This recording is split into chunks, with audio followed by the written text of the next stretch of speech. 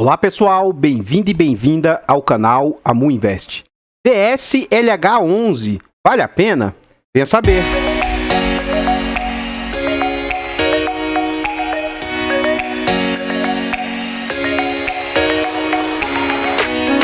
Então pessoal, antes da gente saber mais a respeito desse fundo, eu gostaria de pedir humildemente, por favor, deixa o like aqui no vídeo, comenta aqui embaixo, você tem o VSLH11? Você sabe de qual segmento ele investe? Em que ele atua? Você teria esse fundo? Você sabe qual o valor dele? Vou tentar trazer esses detalhes aqui pra gente aqui. O seu comentário é muito importante para nós. Compartilhe esse vídeo com as pessoas que você conhece, nos ajude a levar conhecimento e educação financeira a mais pessoas. Like, comentário, compartilhamento é de graça, não custa nada e você ainda ajuda muito o seu canal do YouTube, tudo bem? Se inscreva no canal e ative o sino para ser notificado de todos os vídeos. Contamos atualmente com 1.037 inscritos, muito obrigado, alcançamos a barreira dos 1.000 que era o tão esperado. Da agora para frente, eu só vou atualizando os inscritos, mas não vou ficar com aquela encheção de saco de pedindo e tal. A gente tem uma meta de tentar alcançar 3.000 inscritos até o final do ano, 2.000, 3.000, mas sem pressa, sem estresse. Eu nem esperava esses 1.000 e só tenho a agradecer. O momento é de gratidão mesmo, muito obrigado. E de acordo com o desempenho do canal e de vocês, aí a gente vai crescendo cada vez mais. Muito obrigado mesmo e vamos crescer à medida que nos for proporcionado aí. Muito obrigado, vamos lá. Como antecipei, esse fundo é do setor de recebíveis imobiliários. Ele foi lançado no mês de dezembro de 2020, na base de R$10. Eu sou um grande defensor de fundos de base 10. Na minha opinião, eles aumentam muito a liquidez, eles passam a democratizar o nosso mercado imobiliário. Se não vejamos, no mercado de ações, nós temos excelentes ações que vão oscilar desde R$1, R$2, R$4, até mais ou menos na faixa de R$20. Por que o mercado acionário, que é muito maior que o nosso, contém ações com valores menores? Por que o mercado imobiliário tem que ficar orbitando na base de R$100? Então, na minha opinião, R$10 traz mais liquidez, traz mais democratização e permite que qualquer pessoa brasileira hoje tenha condição de adentrar nesse mercado. Sou defensor de cotas de base 10.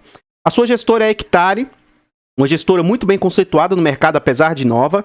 Ele é de títulos e valores imobiliários e tem uma liquidez diária de 1.100.000. Caiu a sua liquidez, já chegou a ser maior.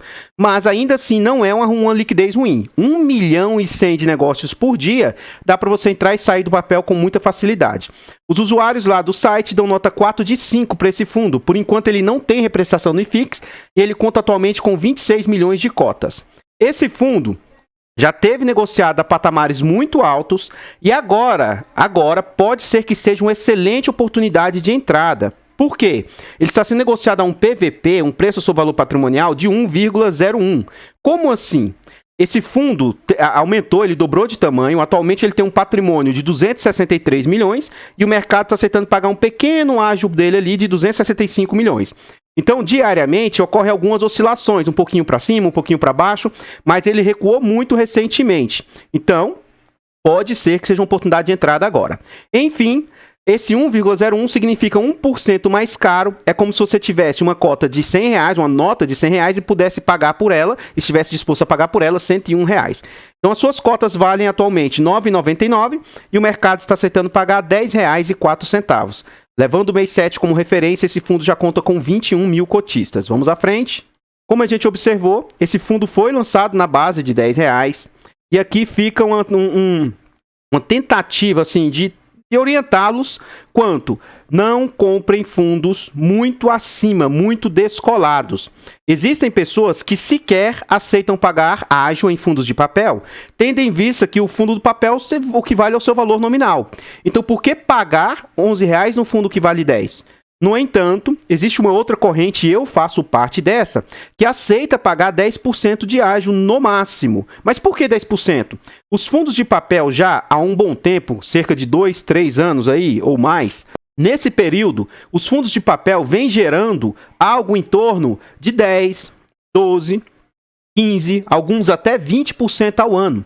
Então, se você aceitar pagar esse ágio, tendo consciência que ele pode até cair as suas cotas e tal, mas o fundo continuar performando bem, em um ano você já tirou o risco que você pagou de ágio e dali para frente você vai ter o resto da sua vida como um benefício. Eu sou da corrente que acredita que seja melhor que você faça um investimento para longo prazo, para longuíssimo prazo. Então, você tendo um ambiente de 10, 15, 20 anos para frente, vai ser um altíssimo retorno e você, entre aspas, minimiza o risco. Agora, acima de 10%, eu já considero o reputo ser muito, muito descolado do que vale. Então, como esse fundo foi lançado, por ser da gestora Hectare, que tem o HCTR, que é um dos fundos mais conceituados do mercado, as pessoas, de forma, assim, exagerada, passaram a comprar cotas desse fundo por R$ 12,50, 25% mais caro. Mas, inevitavelmente, a tendência é que, em algum momento, as cotas do fundo voltem a esse limite aqui do seu valor patrimonial. Então, note que, se a pessoa comprou sem saber o que estava fazendo, ela passou por um grande risco aí. E aí, agora, atualmente, o mercado ele ficou lateralizado durante um período entre 10 e 30 e 11 reais, e ele vem com tendência de queda. E no atual momento ele lateralizou novamente.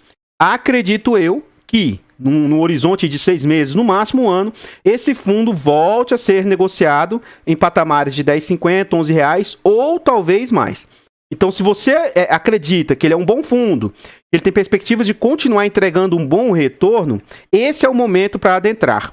Uma coisa que não me entra na cabeça é, por que quando esse fundo estava sendo negociado a 12 ou 12,50, ele era considerado um excelente fundo, e por que agora ele sendo negociado a 10, muitas pessoas já não o consideram um excelente fundo? O que mudou?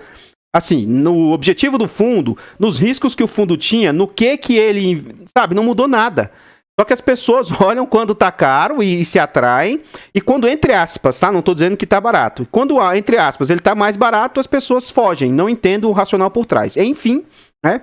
Esse fundo já passou por 2 subscrições. Na sua última subscrição ele dobrou de tamanho, captou 118 milhões, e ela finalizou agora em junho. A gente vai ver a rapidez da gestora em alocar os seus recursos dentro do relatório gerencial, tá?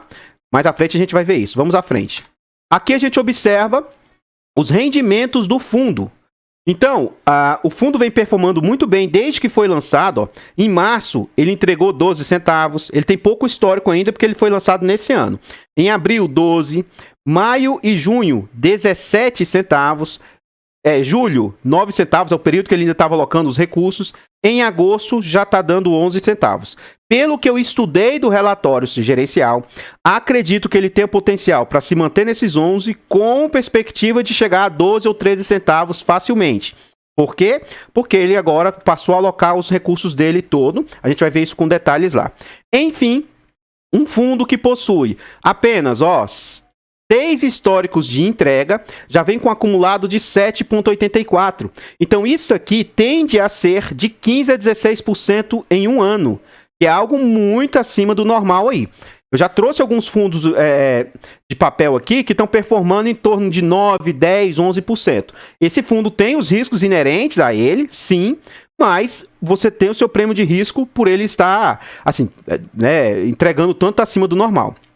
Então, essa entrega aqui, que representou 11 centavos, representa 1,1%, e, como eu disse, um acumulado por enquanto de 7,84%, mas se ele mantiver apenas o 1%, ele vai entregar algo em torno de 13 a 13,5%. Se ele conseguir ter um aumento nos seus rendimentos aí, que é possível, aí 12, 13 centavos, ele tende a chegar a 15. E note que em determinados momentos ele chegou a entregar 1,6, 1,66 de entrega aí, tá? Quando ele entregou os 17 centavos. Então, vamos à frente aí. Aqui a gente já está dentro do relatório gerencial e eu vou ler para vocês parte do relatório do gestor. Essa parte aqui é muito, assim, a gente acompanha lá atrás, então não reputo ser necessária. E aqui a gente vai ver sobre as movimentações. Então, as principais movimentações do fundo foram: ele comprou o CRI GPK Sênior 2, ele se posicionou bastante forte nesse fundo, nesse CRI. E aí, para mim, isso foi um momento, assim, de um certo risco, sim e não. Quando a gente vai dentro do relatório gerencial, eu vou demonstrar por que tem um ponto negativo e um ponto positivo disso. Ele comprou o CRI GVI, ele comprou o CRI AGV, comprou o CRI OP Resorts, ele aumentou sua posição no Solar das Águas e vendeu parcialmente o CRIs Goiás Mezanino. Aí ele fala que em 16/7, a conversão das cotas lá totalizaram agora 26 milhões de cota. Aí ele fala, a gestão do fundo, visando o balanceamento de risco-retorno, optou por aportar a maior parte dos seus recursos da segunda emissão em papéis seniors. Esse aqui é sênior. Então a gente vai observar lá dentro do relatório gerencial que isso traz um pouco mais de segurança. E aí, esses detalhes aqui, a gente vê lá dentro do relatório gerencial para não precisar estar lendo aqui. Tá? Ele fala, ó, no mês, o número de cotistas aumentou. Mês passado, de junho, era 16.600. Em julho, já era 21.298. Aumentou bastante. Contudo, como eu antecipei, as suas negociações caíram de 2.600.000 para 1.700.000. Várias operações especiais do setor de multipropriedade apresentaram vendas significativamente superiores. Então, no setor de multipropriedade, ele vem demonstrando que está tendo aumento nas vendas. E a gente vai ver por que ele está dando esse destaque, porque lá dentro do seu relatório gerencial, multipropriedades é um setor no qual o fundo direciona bastante. Por fim, do último dia de julho até a divulgação desse relatório, foram alocados mais 16 milhões e completando a alocação dos recursos decorrentes da última oferta. Então, segundo o fundo, ele não tem mais dinheiro parado. Ele captou aí quase 200 milhões e já alocou tudo em pouquíssimos meses. E aí dá inveja a outros fundos aí de porte muito maior que não conseguem alocar. Aqui a gente já está dentro do seu DRE, demonstrativo de resultado do exercício. Me pediram para eu passar a trazer a taxa de administração e de performance, que é o que eu estou fazendo. Então esse fundo ele cobra de 1% até 0,8%, à medida que ele vai crescendo, ele vai cobrando menos. E cobra mais uma taxa de performance de 20% do que CD IPCA mais 4%. O IPCA está muito alto, nem sempre esse fundo tende a bater isso. Essa parte do DRE, tanto do hectare, do TORD, do Versailles, eu acho ele bem negativo. Por quê? Eu sou a favor que ele venha demonstrando os últimos 6. Então, o ideal seria ele trazer junho, maio, abril e assim por diante. Os últimos 6 para a gente fazer um comparativo do que ele cresceu ou caiu. Tá? Outro ponto negativo aqui é que não é muito claro as informações e sempre nesses ajustes contábeis não fica muito claro por que houve o ajuste. E as pessoas às vezes não entendem direito o que está acontecendo. Aí basta você ver o acumulado que você vai ter uma noção melhor. Enfim, baseado nessa taxa de performance aqui, nessa taxa de administração, eu reputo que elas não são tão importantes. Por quê? Ora, aqui o fundo está nos dizendo que cobra 1% a 0,8%.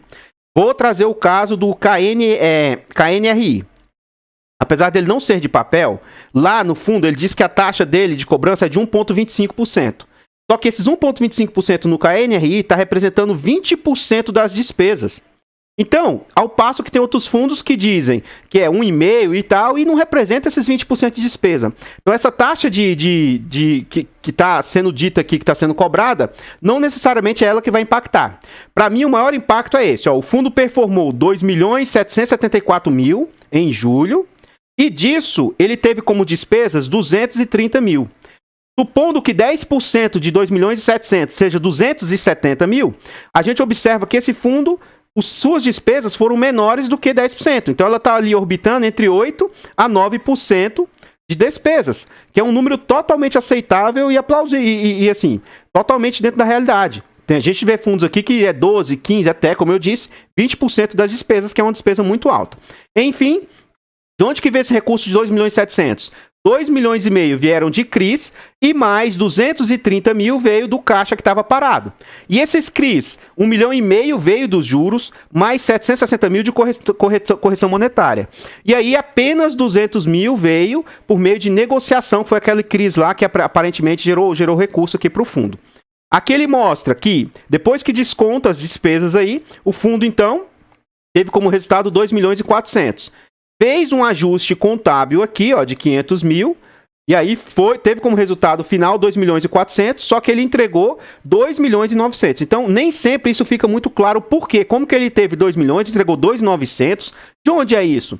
Por mais que não fique muito claro, são reservas que o fundo vai fazendo. Ele não entrega tudo que ele performa naquele mês. O que nos interessa, então, se você tiver dúvida, é isso, ó. No total, ele teve como resultado de 12 milhões aqui, ó.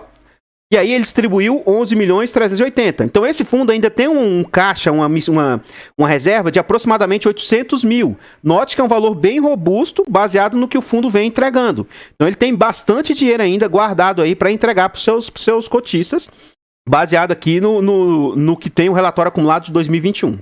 Vamos à frente. Aqui ele já antecipa e nem sempre as informações batem, porque lá ele já tem apurado até o último dia, ele sabe certinho. E aqui, quando ele constrói o seu relatório gerencial, não está tudo 100% atualizado pelo último dia. Então aqui, quando ele fechou esse relatório, ele contava com 82,8% em CRIs, 9,3% em FIIs, e depois eu vou falar por trás um ponto negativo que o fundo vem fazendo, toda a gestora hectare, e na época que ele fechou, ele disse que tinha 7,9% em caixa, mas lá no seu comentário de gestor, ele fala que não tem mais nada alocado em caixa. Então no próximo relatório gerencial a gente vai saber isso com mais exatidão. A taxa média da carteira é de 12%. Tá? 44% da carteira é IPCA, 34% IGPM, e aí o restante vai ser nos demais índices aí.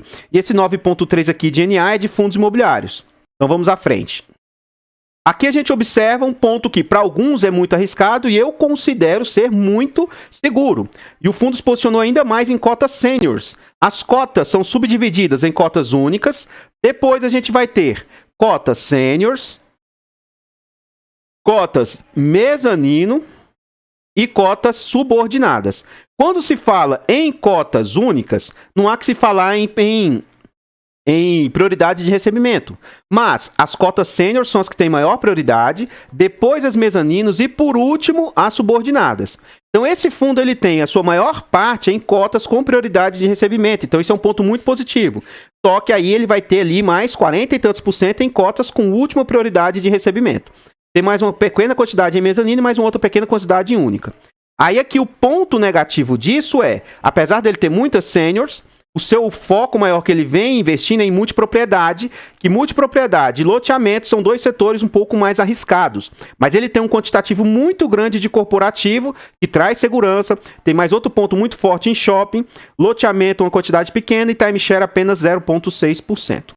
A gente vê que é um fundo que tem diversificação geográfica, isso é um ponto positivo. Por quê? Se em determinada região ocorrer alguma restrição, ele vai estar alocado em outras demais regiões. Ele aí dilui o risco geográfico aí. E quanto mais escuro aqui, ó, a barrinha, mais concentração. Então ele está concentrado em Goiás e São Paulo. Mas você note que ele está presente em quase todas as regiões do país, apenas pouquíssimas regiões são as quais ele não está presente aí. Então, para mim, mais um ponto muito positivo do fundo, diversificação geográfica. Aqui a gente observa um ponto, entre aspas, um pouco negativo.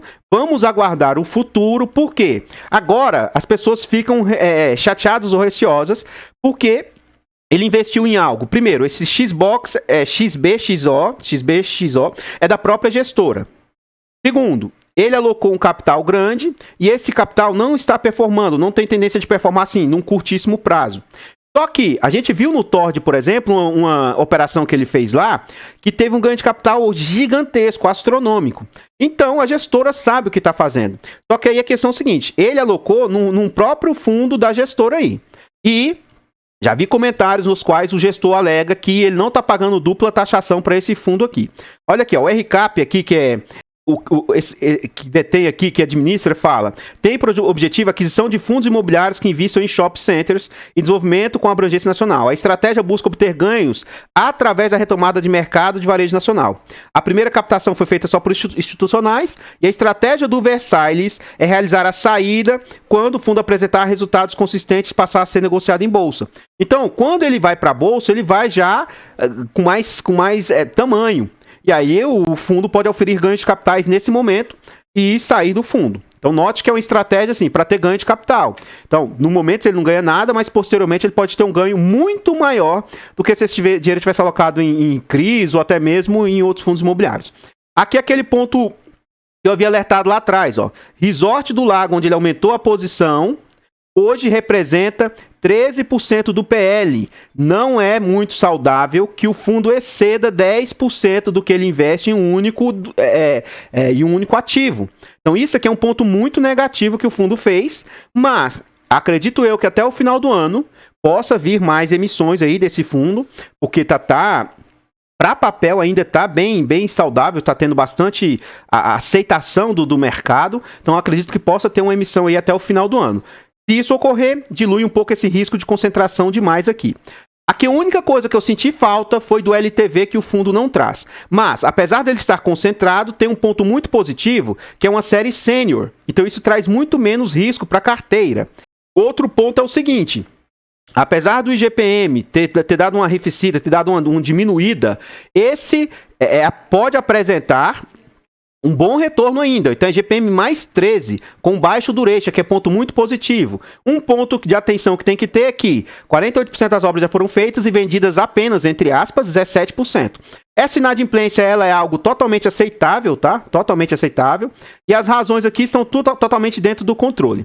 Eu não vou dar mais detalhe para os demais, ó. Ele tem esse GPK subordinado, é um ponto um pouco mais arriscado e representa também 9% aí das cotas do fundo. Eu vou passar direto para as próximas páginas que a gente vê isso aqui de forma resumida. Se você quiser ver isso aqui com mais atenção, eu pauso o vídeo aqui e dá uma olhada nessas informações a respeito de cada um dos CRIs aqui. Passando a página, a gente observa o total. Então, a taxa média da carteira que a gente já tinha visto lá atrás, ó, é 12%. O duration médio 2,9%, excelente na minha humilde opinião. E aí a gente vê também o total de valor que ele aplicou em CRIs, que representa quase que uma boa porcentagem da carteira, 80 e tantos por cento. Vamos à frente. Antes de eu encerrar o vídeo e trazer os últimos slides a respeito desse fundo, que inclusive tem mais informações, você pode ir pausando o vídeo e vendo com cuidado, eu faço isso para o vídeo não ficar muito longo. Eu gostaria de pedir e reforçar novamente, por favor, deixa o like aqui no vídeo, comenta o que você está achando dos vídeos do canal, o que a gente pode fazer para melhorar e fala o que você achou desse fundo. Você teria? Você tem? Eu tenho em carteira. E esse meu ponto de vista, por eu ter, não reflete indicação de compra, venda ou manutenção do ativo. Gosto muito desse ativo, entendo os riscos inerentes a ele, entendo dos riscos que são atrelados, e eu, como sou um pouco mais agressivo nos investimentos, eu gosto bastante, não tem problema nenhum. Compartilhe esse vídeo com as pessoas que você conhece, nos ajuda a levar conhecimento e educação financeira a mais pessoas. Se inscreva no canal e ative o sino para ser notificado de todos os vídeos. Like, comentário e compartilhamento é de graça, não custa nada e você ainda nos ajuda bastante.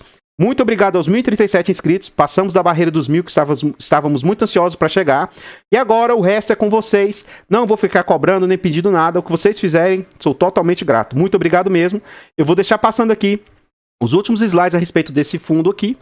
Eu vou ficando por aqui e eu espero encontrar vocês nos próximos vídeos. Tenham todos um bom dia e fui!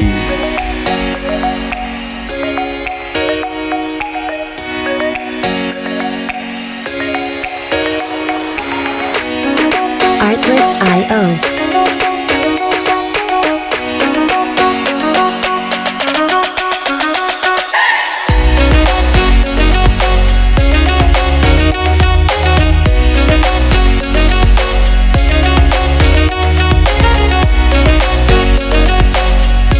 Music licensing reimagined.